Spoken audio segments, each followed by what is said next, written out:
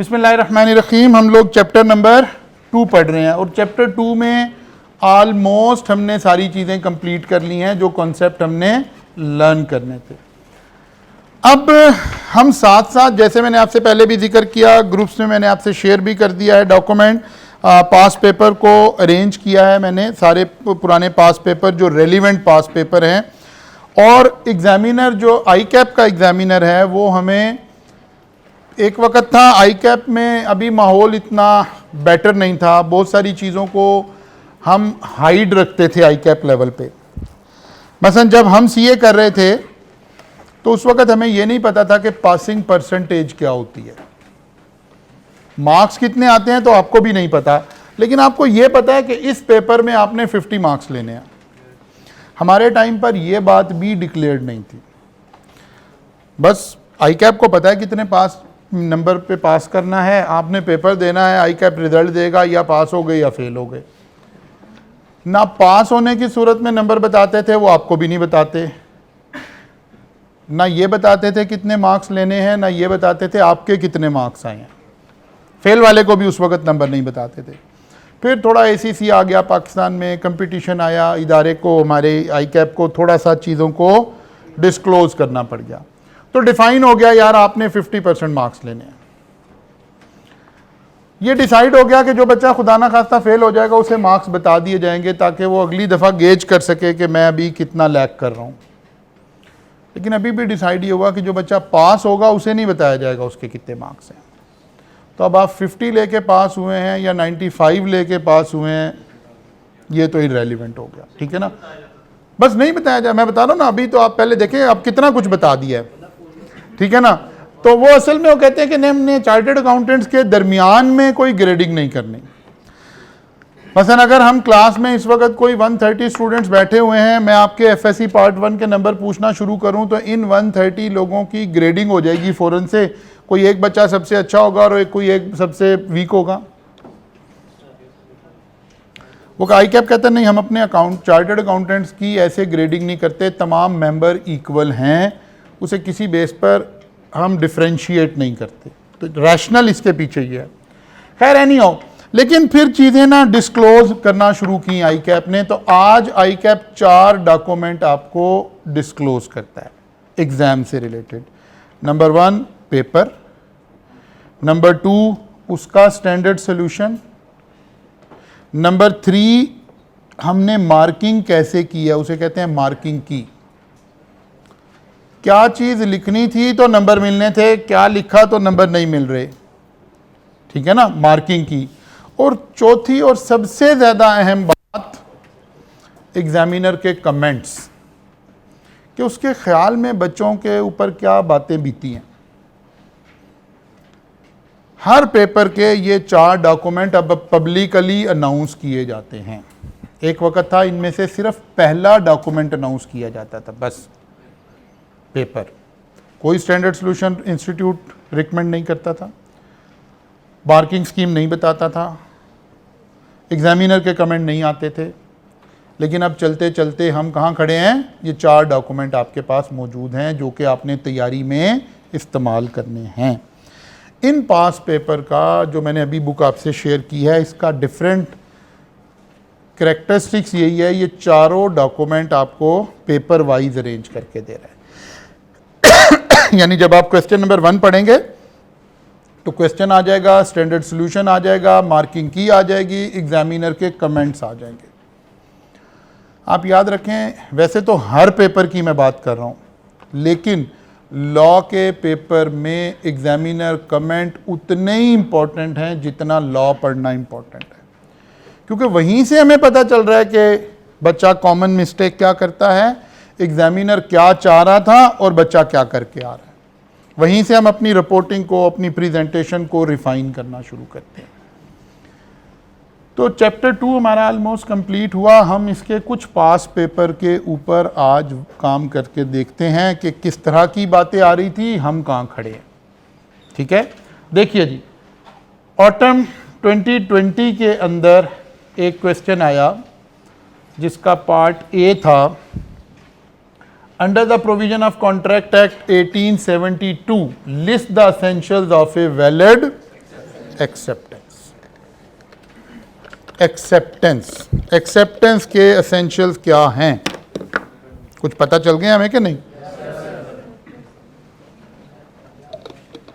क्या क्या है? क्या क्या है जी?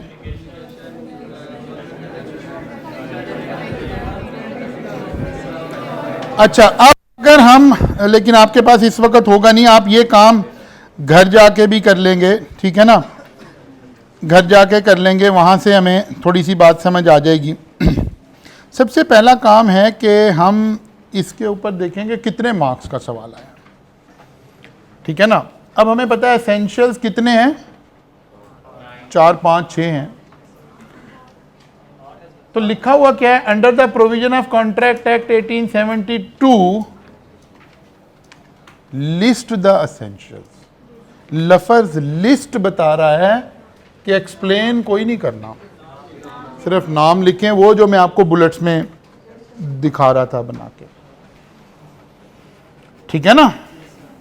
कि मसलन बोलिए जरा, स्लाइड का प्रिंट निकालिए।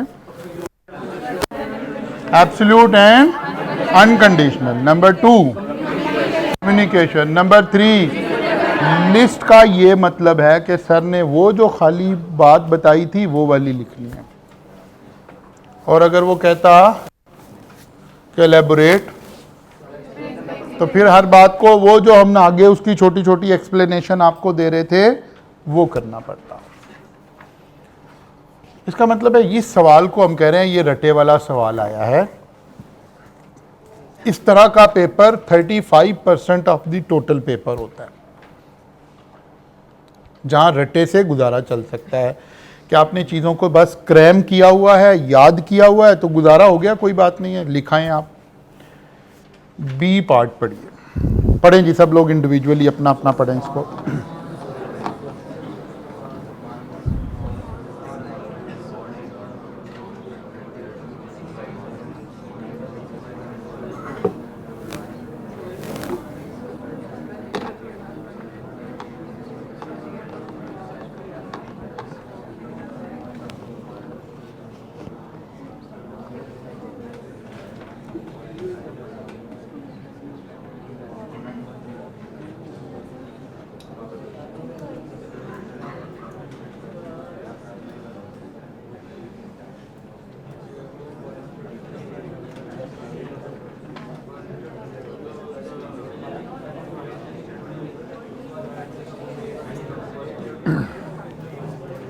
जिनके पास आ गया है, पीडीएफ आ गई है, वो तो अपने मोबाइल से भी पढ़ सकते हैं ये बात।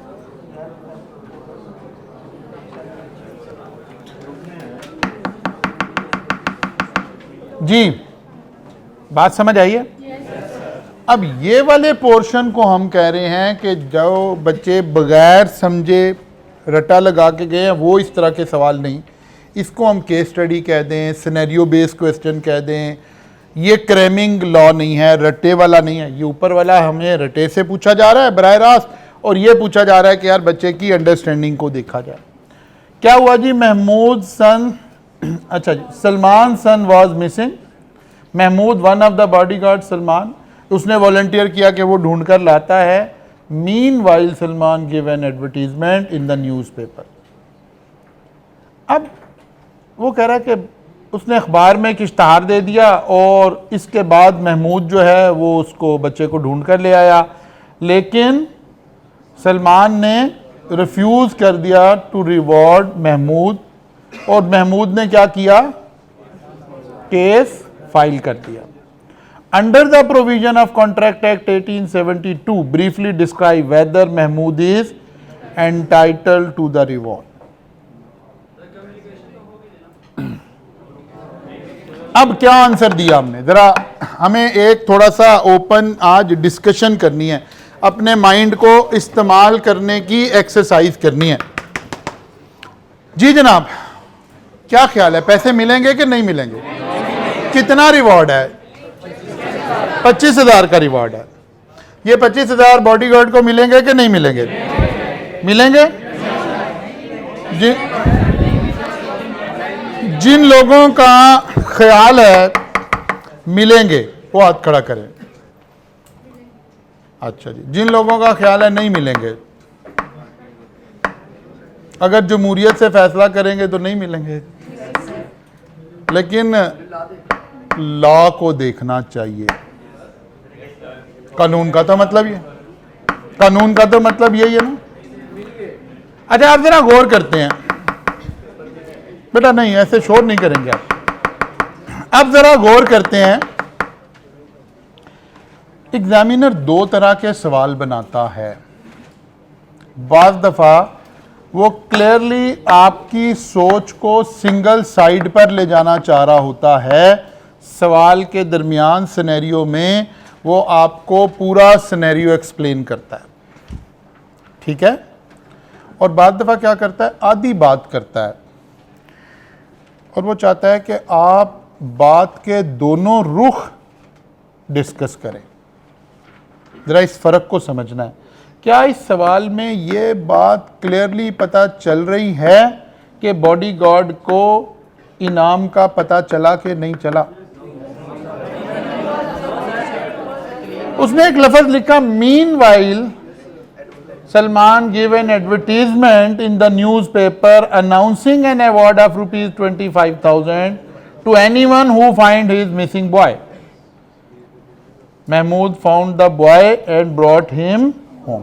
अब इस लाइन को हम 10 दफ़ा पढ़ लें तो ये नहीं पता चल रहा कि महमूद ने अखबार पढ़ा है कि नहीं पढ़ा।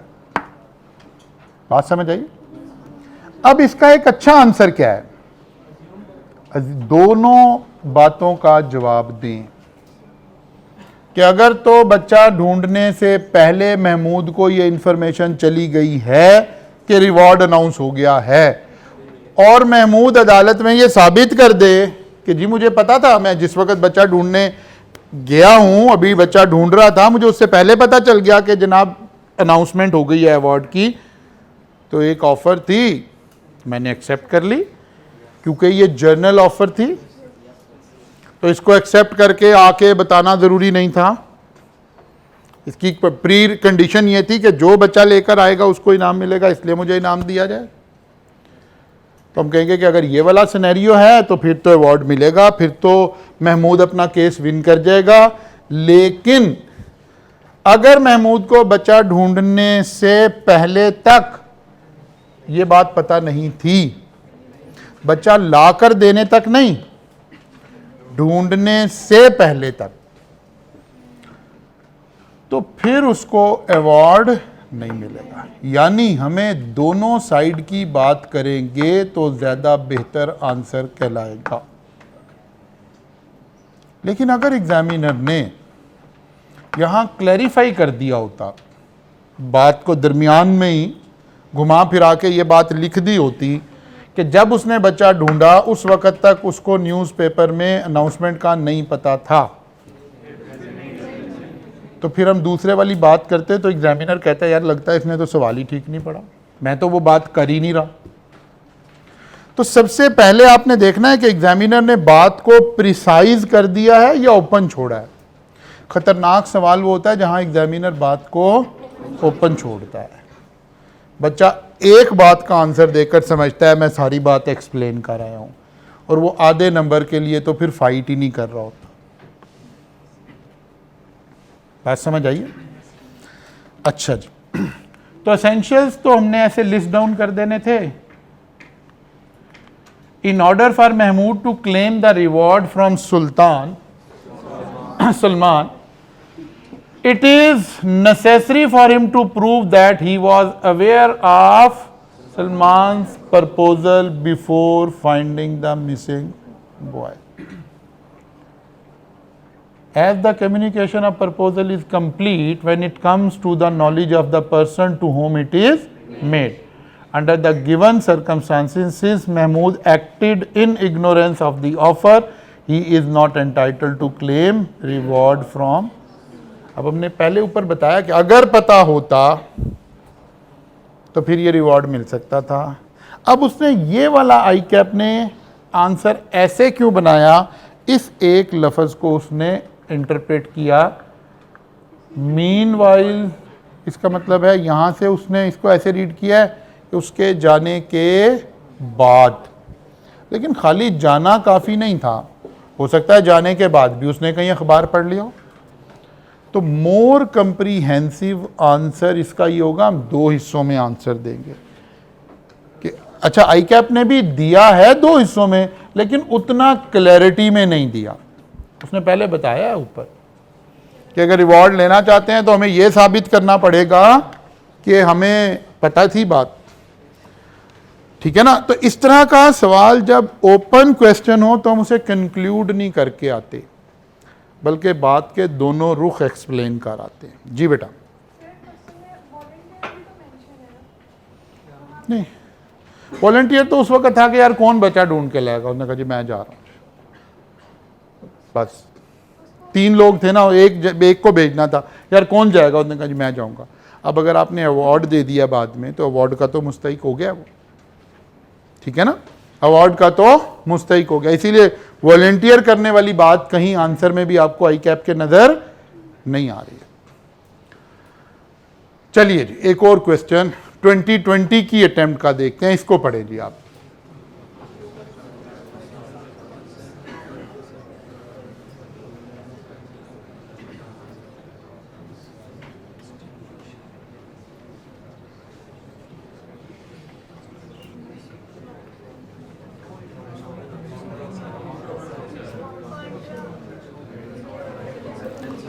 अब देखिए जी, अब देखिए उसने क्या किया, उसने ये नहीं कहा कि बताइए जी एक वैलिड एक्सेप्टेंस क्या होती है, बल्कि उसने एक सिनेरियो क्रिएट करके कहा, उसने कहा जी ये काम हुआ है, बताइए एक्सेप्टेंस हो गई है कि नहीं, explain whether it is a valid contract. Valid contract के लिए जरूरी है वैलिड एक्सेप्टेंस हो। ऑफर वाली बात तो ज्यादा बताई नहीं गई है।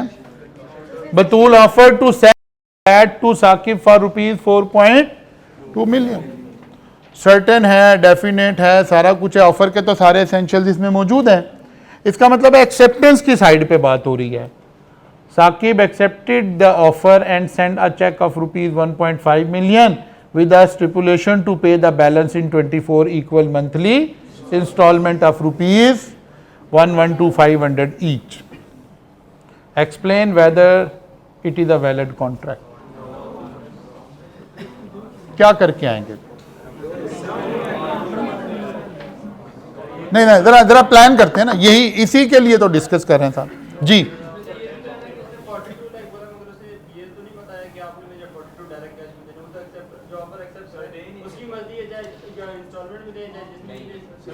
बिल्कुल सही है, बिल्कुल ऐसे ही है। जब आप किसी दुकान पे जाते हैं तो कहते हैं लैपटॉप कितने का है, वो कहता है जी 70,000 का, आप कहते हो ये लो जी 500 रुपया लो, बाकी मैं क़यामत तक देता रहूंगा।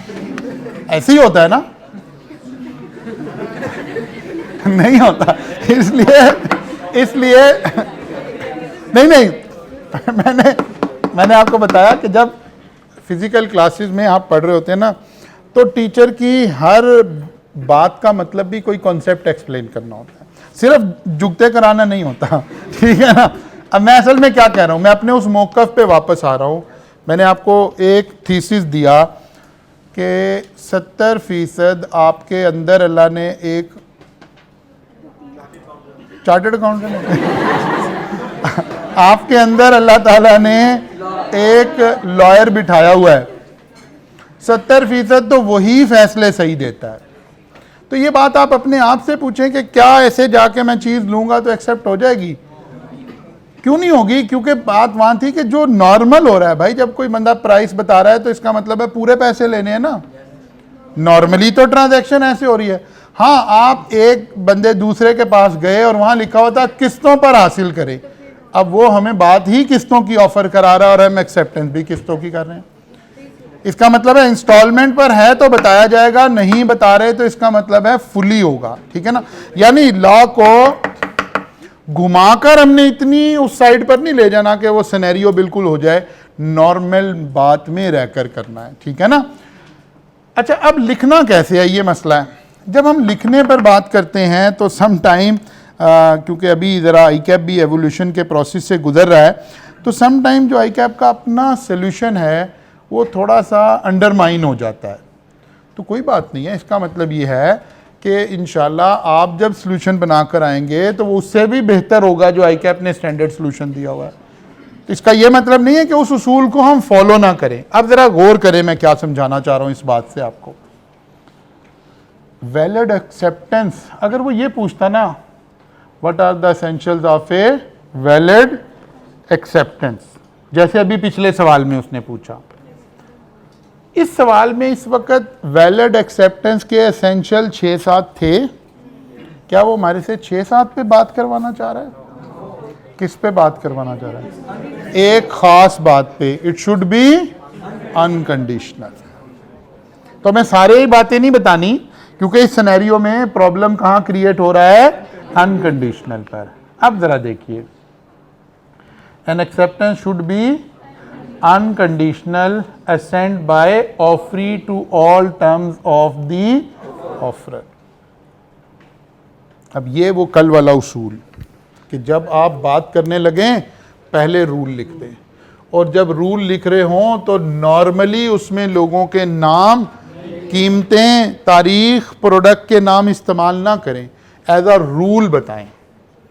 फिर दूसरे पैराग्राफ में आए, एक पैराग्राफ आपका एक लाइन का भी हो सकता है, कोई प्रॉब्लम नहीं है, फिर उसी लाइन में कंटिन्यू ना करें, फिर नेक्स्ट लाइन में आए और अब सिनेरियो के ऊपर बात करें। ठीक है ना? देखें वही रूल लगा, an acceptance should be unconditional assent by offeree to all terms of offer. ये वो बेसिकली स्टेप 1 हुआ।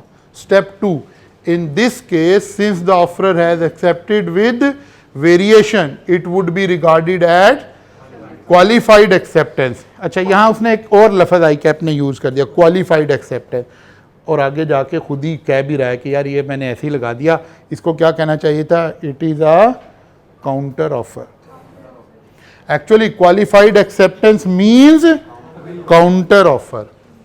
Therefore, a contract between Batul and Saqib has not been formed. However, if Batul accepts the counter offer made by Saqib, then it would be binding contract. अब जरा गौर करें हुआ क्या है। आपने ये इस वीकेंड पे हमारा यही काम है, इन सवालों के ना सिर्फ आंसर जाकर लिख कर देखने हैं, बल्कि आपने एग्जामिनर कमेंट पढ़ने हैं कि एग्जामिनर क्या कह रहा है, क्या बीती बच्चों के साथ, या बच्चों ने क्या किया आंसर स्क्रिप्ट्स के अंदर, कॉमनली मिस्टेक्स क्या हैं। हमें समझ आएगा कि अच्छा यार कोई बात जब हम डिस्कस करते हैं ना तो आमतौर पर कोशिश करते हैं उस लूप को क्लोज करें। अब इस सिनेरियो में एक बात डिस्कस हो रही थी, एक ख़ास सिनेरियो में, काउंटर ऑफर के सिनेरियो में। पहले तो रूल बताया काउंटर ऑफर का, फिर हमने बताया कि कॉन्ट्रैक्ट नहीं हुआ, फिर ज़रा एक कदम आगे चल के बताया कि कॉन्ट्रैक्ट अभी भी कैसे हो सकता है अगर वो एक्सेप्ट कर ले। लेकिन अब फ़र्क क्या पड़ा है? ऑफर ऑफरी बन गया और ऑफरी ऑफरर बन गया। अब बात बच्चे क्या करेंगे, ये वाली बात नहीं लिख कर आएंगे। आपने लूप को क्लोज नहीं किया, ये एक ज़्यादा अच्छा आंसर नहीं क्रिएट हुआ। आंसर तो हो गया है, पासिंग मार्क्स भी मिल गए हैं, यकीनन जितने भी नंबर थे उसमें से 50% से ज़्यादा इस पार्ट में हम ले चुके हैं। लेकिन नहीं, हमने एज भी तो लेनी है ना। मैक्सिमम मार्क्स लेने के लिए हमें चाहिए कि जो लूप चल रहा है उस लूप को क्या कर दें? क्लोज कर दें। अगर एक लाइन ऐड करने से हमारा सिनेरियो पूरा एक्सप्लेन होता है तो हमें उसे पूरा एक्सप्लेन कर देना चाहिए। अब ये सारी बातें स्टेप बाय स्टेप आपके लर्न करने की हैं कि लॉ में एकदम यस और नो से आंसर नहीं शुरू होता। Explain whether it is a valid contract, yes it is a valid contract. नहीं, ऐसे नहीं शुरू हो रहा, बल्कि हमें क्या करना पड़ेगा? हमें रूल को एलेबोरेट करना चाहिए, फिर उसे सिनेरियो से लिंक करना चाहिए। अब डिसाइड करना है, जरा तवज्जो रखें, अब डिसाइड करना है एग्जामिनर ने लूप क्लोज किया है या नहीं किया। यहां क्लियरली बताया है कि उसने काउंटर ऑफर दे दी है, तो हमें क्लियरली कहना पड़ेगा कि कॉन्ट्रैक्ट तो नहीं हुआ। हाँ, फिर आगे चल के कहा हाँ हो सकता है अगर वो इसकी ऑफर एक्सेप्ट कर ले। लेकिन जब हम पिछले सवाल में थे तो उसने क्लियरली नहीं बताया था कि उसको ये इंफॉर्मेशन है कि नहीं है। हमें उसके ड्यूल एस्पेक्ट डिस्कस करने पड़े कि अगर इंफॉर्मेशन है तो ये रूल लगेगा, नहीं है तो ये रूल लगेगा। बात समझ आ रही है? ऐसे आपने सिर्फ लॉ समझना नहीं है, लॉ समझना एक एरिया है, एक टास्क है, उसे एग्जाम में अप्लाई करके मैक्सिमम मार्क्स लेकर उठना एक दूसरा आर्ट है। तो हम सारे पेपर में, सारे सब्जेक्ट में, उसमें ऐसे चल रहे होंगे। पहले चैप्टर को पढ़ा करेंगे, फिर चैप्टर को जाहिर है बेहतर लेवल पे तैयार करेंगे, फिर उसके पास पेपर करेंगे ताकि हमें ये स्किल सेट भी समझ आए कि कैसे काम करना है। बात क्लियर हो गई जी? अच्छा जी, चलिए आगे चलते हैं। Qualified acceptance is another name of counter offer. ठीक है ना, qualified acceptance is another name of counter offer. चलिए जी, इसको पढ़ते हैं।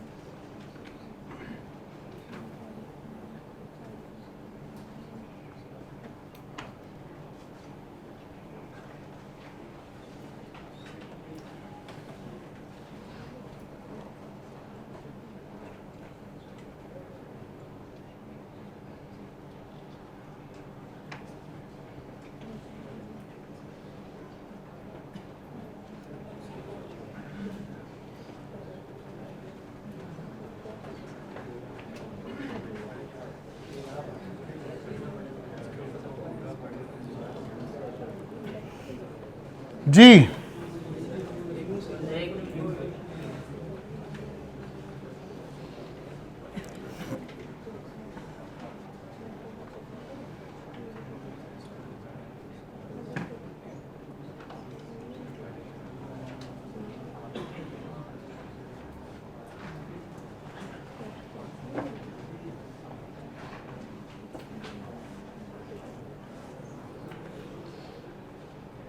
जरा लेक्चर की स्लाइड वाले नोट्स निकाल लें अपने पास, पीडीएफ में ओपन कर लें अपने पास मोबाइल में। What are the essentials of valid offer? ठीक है ना, दो चीजें हमारे ध्यान में आ रही हैं। What are the essentials of valid offer and what are the essentials of valid acceptance. इन दो के दरमियान में बात हो रही है। ठीक है ना, वैलिड ऑफर के जरा एसेंशियल्स को एक नजर क्विकली डालते हैं। क्या आ रही है जी? दो लोग होने चाहिए, सर्टेन एंड डेफिनेट होनी चाहिए। Number 3, intention to create contractual relation और कम्युनिकेशन और ऑब्जेक्टिव टू ऑब्टेन कंसेंट। यहां रुकते हैं, जरा देखिए हुआ क्या। वो कह रहा है अहमद को पता चला कि कोई बंदा, Ahmed being interested in purchasing आदिल्स DHA property, send him this letter on 1 March 2009. I have heard that you are selling your DHA property. I am very much interested in purchasing it. Will you please consider selling the same to me? What is the highest price you have been offered so far? ये message गया letter में। Is it a valid offer? No, it is not an offer. ये तो exchange of information हो रही है, पूछा जा रहा है आप घर बेच रहे हो कि नहीं बेच रहे हो। ठीक है ना, इसका मतलब है आदिल ने जो लेटर लिखा है नहीं, किसने लेटर लिखा है? अहमद ने। अहमद ने जो लेटर लिखा है ये ऑफर की डेफिनेशन पे पूरा नहीं उतरता। इसकी कहानी तो हमें यहां तक समझ आई। लेकिन आदिल ने इसका एक रिप्लाई किया। Adil replied the highest quote for the property till now is 35 million. ये उसने इसका जवाब दिया कि जी अब तक आपको मैक्सिमम पैसे कितने लगे। उसने कहा जी 35 मिलियन लगे हैं। Ahmed replied I am agree to buy your DHA property for ₹36 million। Ahmad क्या सोच रहा है कि मुझे ऑफर आई है 35 मिलियन की, ठीक है, और बल्कि उसने कहा कि 35 मिलियन अभी तक ज़्यादा से ज़्यादा लगा है, तो उसने कहा कि यस मैं 36 मिलियन ताकि मेरी हाईएस्ट बिडिंग हो जाए तो मैं ख़रीद लेता हूँ। अगर हम इन दोनों ट्रांजैक्शन को अलग अलग एवेल्यूएट करें, जब आदिल ने रिप्लाई किया the highest quote for the property till now is 35 million, will it qualify as an offer? No. Intention to create legal relation कोई नहीं है। ये तो बातें बताई जा रही हैं कि यार भाई अभी तक 35 मिलियन कीमत लगी है। दूसरे ने फिर जवाब दिया कि I agree to buy your DHA property for ₹36 million, will this qualify as a offer? Yes, this statement qualify as a offer, लेकिन ऑफर बाय अहमद।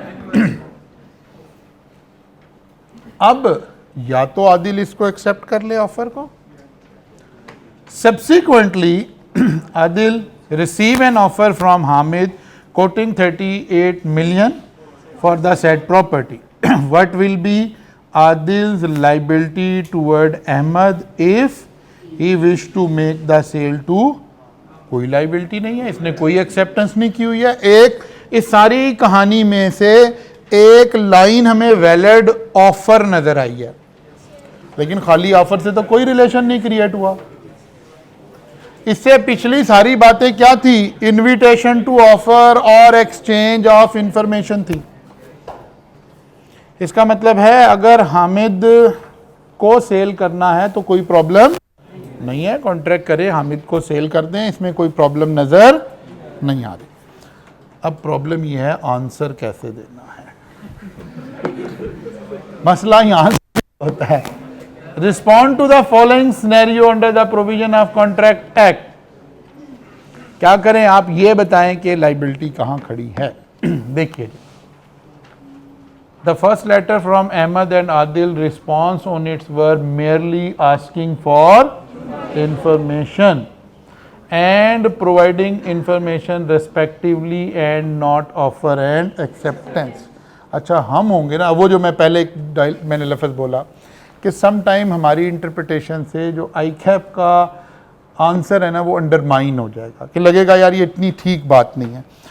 इसका जवाब अगर हमने तैयार करना है, हम जब दे रहे होंगे तो हम सबसे पहले कोशिश करेंगे कि बताएंगे एक वैलिड कॉन्ट्रैक्ट के लिए रूल क्या है। There should be a valid offer and valid acceptance to create a legal relation which is enforceable by law. अब बात शुरू, ये तो रूल आ गया कि भाई एक वैलिड ऑफर होनी चाहिए और वैलिड एक्सेप्टेंस होनी चाहिए टू क्रिएट अ कॉन्ट्रैक्ट। अब ये बातें करेंगे कि भाई जो गुफ्तगू वो कर रहे हैं ये वैलिड ऑफर तो नहीं थी, ये तो एक्सचेंज ऑफ इंफॉर्मेशन थी। ठीक हो गई। The second letter from Ahmed send as a reply to Adil was itself an offer and not acceptance of offer.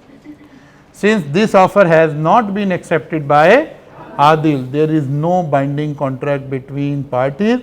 Accordingly, there is no liability if Adil sell his bungalow to. बात समझ आ गई?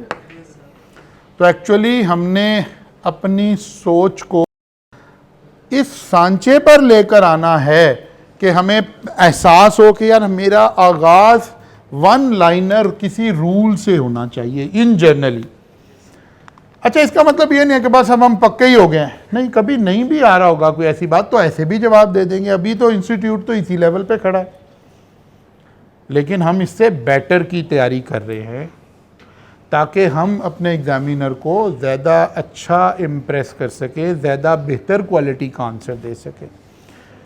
तो हमारी कोशिश होगी, सोच को हम बाउंड करने की कोशिश कर रहे हैं कि हमें ऐसे ही सोचने की आदत पड़े कि मैंने पहले 1.5 लाइनर में रूल अप्लाई कर, और जब रूल लगाना है उस वक्त पार्टीज का नाम, सिनेरियो को इस्तेमाल, एक जर्नल गुफ्तगू करनी है, फिर असल में उस रूल को अप्लाई कर रहे हैं सिनेरियो पर। जी बेटा आप क्या पूछ रहे हैं? जी कट जाते हैं, ये तो आई कैप की अपनी इंग्लिश है, नहीं कोई बात नहीं है, बहुत ज्यादा नहीं कटते, अनटिल एंड अनलेस कि वो इंग्लिश फारसी में कन्वर्ट ना हो जाए ठीक है ना, या उर्दू में कन्वर्ट ना हो जाए। अगर एक्सप्लेन हो गया तो ओके फाइन, ठीक है ना। लेकिन जाहिर है अगर हम अभी बेंचमार्क उसे नहीं बना सकते, हम कहेंगे नहीं यार आपकी इंग्लिश ठीक भी होनी चाहिए, स्पेलिंग मिस्टेक भी नहीं होने चाहिए, लेकिन क्या स्पेलिंग मिस्टेक के नंबर कटेंगे? तो इसका टेक्निकल आंसर है नो, ठीक है ना। अनटिल एंड अनलेस कि वो लफ्ज़ पढ़ा जा रहा हो कि यस बच्चा ये लिखने की कोशिश कर रहा है। नहीं ये असल में हम इसे कुरानी सहीफा, आसमानी सहीफा नहीं ना समझ रहे, ये भी आई कैप का सजेस्टेड सोल्यूशन है, और वो मैं आपको कंफ्यूज नहीं करना चाहता वरना आप बच्चे अभी और परेशान हो जाएंगे। आई कैप इस सोल्यूशन को खुद भी ऑन नहीं करता, ये एक बड़ी मजे की बात है, ठीक है ना, लेकिन ये वीडियो रिकॉर्डिंग में बताने वाली बात नहीं है आई कैप ये कहता है कि ये एक सजेस्टेड सोल्यूशन है, जरूरी नहीं है एग्जामिनर ने इसी को फॉलो किया, बस एक लीगल एज लेने के लिए कि ताकि जैसे अब हम कहें कि यार यहाँ तो ये गलती है, वो कहते हैं हमने तो पहले ही कहा सजेस्टेड सोल्यूशन है, तो उसको जरा थोड़ा सा एज लेने के लिए, ठीक है ना। तो इसका मतलब है अगर हम इससे बेहतर काम कर सकते हैं, इससे ज़्यादा अच्छा आंसर तैयार कर सकते हैं, तो यकीनन हम उसी की कोशिश कर रहे होंगे। पढ़िए जी इसको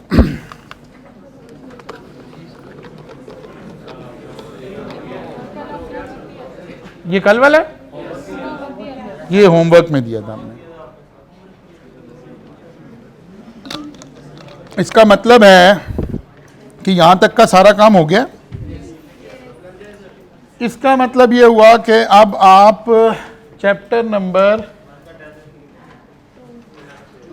2 का टेस्ट देने के काबिल होते नजर आ रहे हैं, ऐसे लग रहा है।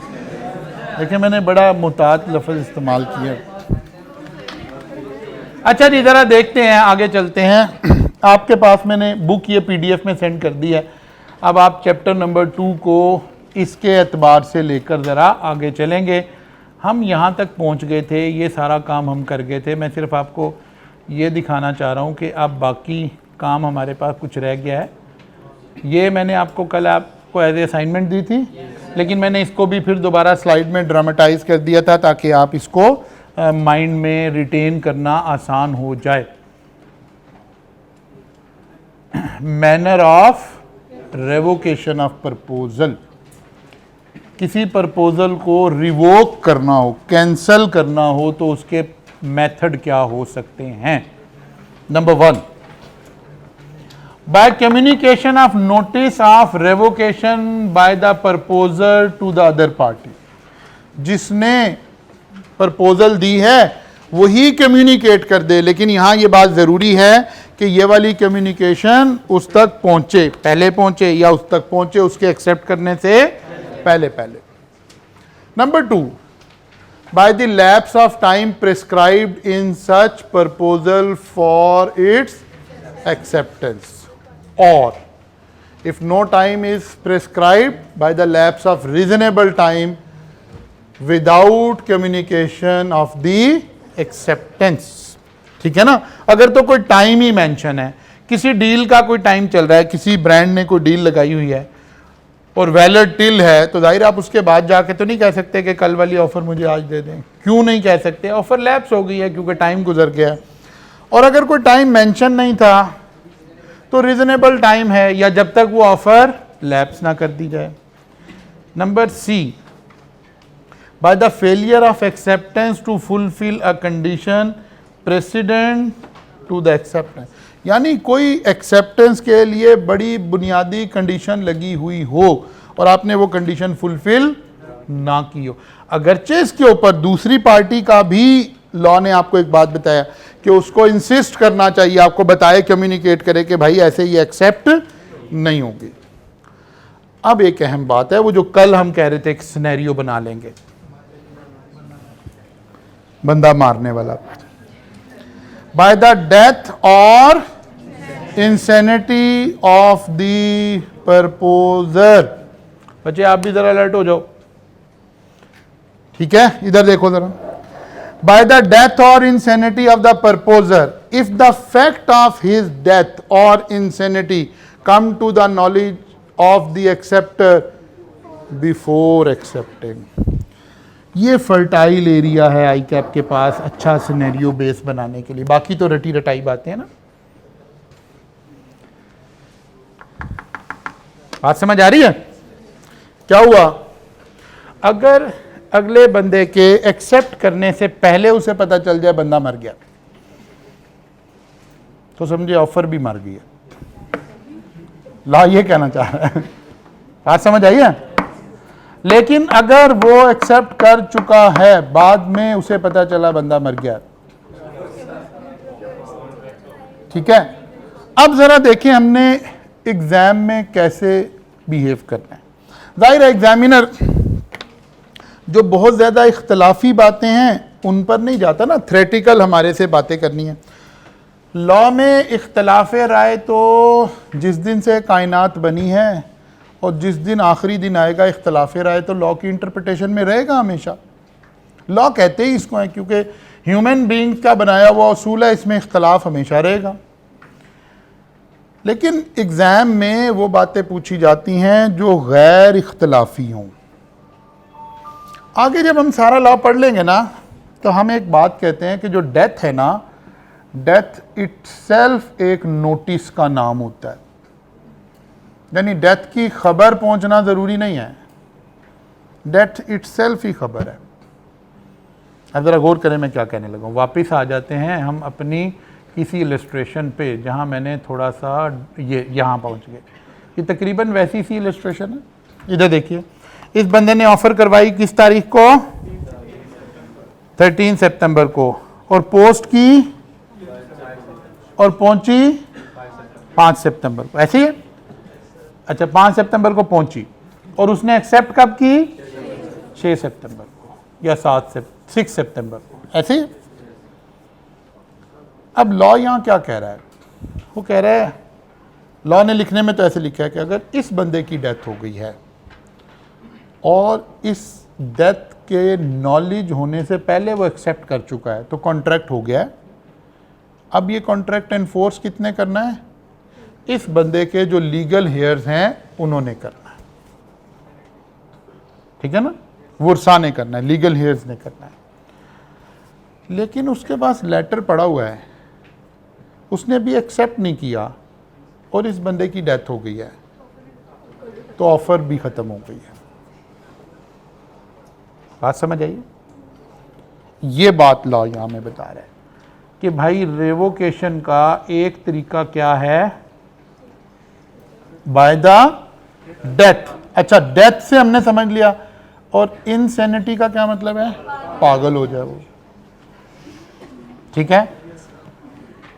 इन दोनों में से यानी मेंट अच्छा, इनसैनिटी के ऊपर आगे अगले चैप्टर में हमने डिटेल से बात करनी है कि खाली पागल हुआ या परमानेंटली पागल हुआ, ठीक है ना। तो ये इसके ऊपर डिटेल आएगी आगे चल के। लेकिन लॉ ने अभी सिर्फ ये कहा है कि अगर डेथ हो जाए या इनसैनिटी ऑफ द परपोजर हो जाए तो फिर एक्सेप्टेंस नहीं की जा सकती।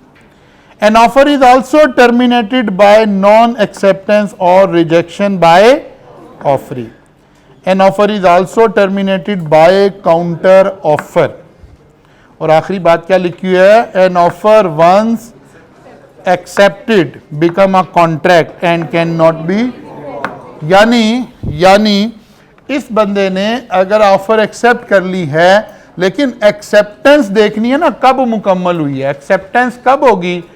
जब इस बंदे का ये लेटर यहां पहुंच जाएगा। तो इस डेट का जिक्र हो रहा है। आप में से कोई बताइए ना कि सर आप तो कह रहे हैं इसके दरमियान ये रिवोक कर सकता है। जी बिल्कुल, क्योंकि इसके दरमियान वाली बात को हम इसके एंगल से एक्सेप्टेंस कह ही नहीं रहे हैं, वो तो इसके एंगल से एक्सेप्टेंस कह रहे हैं। इसीलिए तो बात हो रही थी एज अगेंस्ट ए एज अगेंस्ट बी वाली बात। तो जिस बंदे के एंगल से बात हो रही है फिर वो रिवोक नहीं कर सकता। मसलन ये वाला बंदा रिवोक नहीं कर सकता 6 सितंबर के बाद, और वो वाला बंदा रिवोक नहीं कर सकता 8 सितंबर के बाद। क्लियर हो गई बात जी? तो ऐसे हमारा ये चैप्टर सारा कंप्लीट हो गया है। इसमें हमें कुछ एमसीक्यूज लिखे हुए नज़र आ रहे हैं। मंडे को हम इन एमसीक्यूज को इंशाल्लाह आकर करेंगे। ऐसे हर चैप्टर के सारे पास पर सारे एमसीक्यूज और पूरा चैप्टर 100% क्लास में हम एक एक लाइन डिस्कस किया करेंगे। तो इंशाल्लाह ताला अगर आप जाकर सिर्फ थोड़ा सी तवज्जो कर लेंगे तो काम सही रहेगा। जी बेटा आप कुछ पूछ रहे हैं? बेटा 1 मिनट। हाँ ये आगे जाके करेंगे, आगे जाके अगले चैप्टर्स में इनकी डिटेल्स आएंगी कुछ। अच्छा जी, हमारा एज पर रूटीन हमारा जो राइज का टेस्टिंग सिस्टम है वो 2 वीक की स्टडी के बाद आगाज करता है। ठीक है ना? इसका मतलब है रूटीन में वो जो टेस्ट रूम में जाके आप टेस्ट देते हैं वो अगले वीक में अभी नहीं हो रहा होगा, लेकिन अगले वीक में किसी भी दिन हम क्लास में 20-25 मिनट स्पेंड करके आपका क्लास में टेस्ट ले रहे होंगे। इसका मतलब ये नहीं है कि आप चैप्टर 2 ओपन छोड़ देंगे। वीकेंड ही हमारे पास काम करने का मेन टाइम हुआ करेगा। आपका चैप्टर 2 अब तैयार हो जाना चाहिए। ठीक है, मंडे को मुलाकात होगी इंशाल्लाह।